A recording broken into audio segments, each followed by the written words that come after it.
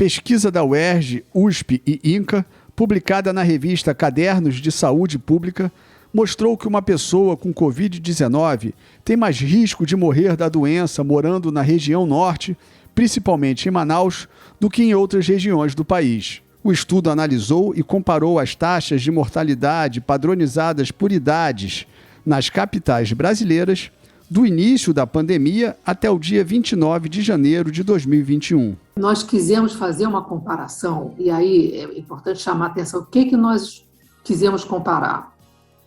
A condição em relação a óbitos por Covid em regiões diferentes do Brasil. E depois nós fizemos uma comparação um pouco mais detalhada em relação a capitais, onde a pandemia foi mais forte no início, no primeiro ano, né? Então nós escolhemos São Paulo, Rio e Manaus. Foram as capitais que tiveram as mais altas taxas de pessoas morrendo por Covid.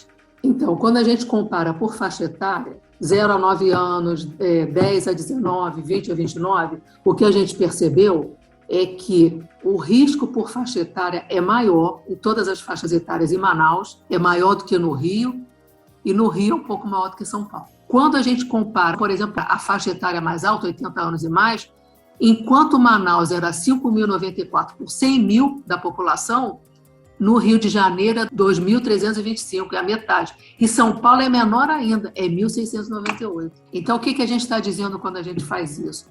Que ter Covid em Manaus e ser mais idoso, o risco é muito maior. Como a Covid-19 tem desfechos mais graves em idosos, os pesquisadores estimam que se a região norte tivesse a mesma estrutura etária do sul e do sudeste, o número de óbitos por causa da doença seria ainda maior. Quando a gente olha a população da região norte e olha a população da região sudeste e da região sul, o que a gente percebe? Na região sudeste e na região sul, a quantidade de idosos é muito mais alta do que na região norte, que é uma região reconhecidamente mais pobre. A expectativa de vida mais baixa, porque é uma região mais pobre. As pessoas vão morrendo antes de outras causas e de causas que poderiam acontecer numa idade mais tarde.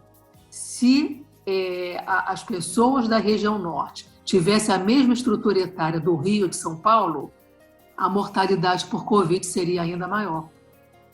Só não foi maior porque a quantidade de idosos era menor. Outro dado que revela o maior risco de mortes pela doença na capital amazonense é que a proporção de óbitos por Covid-19 em menores de 60 anos em Manaus foi de 33%, enquanto em São Paulo e no Rio de Janeiro foi de 22%.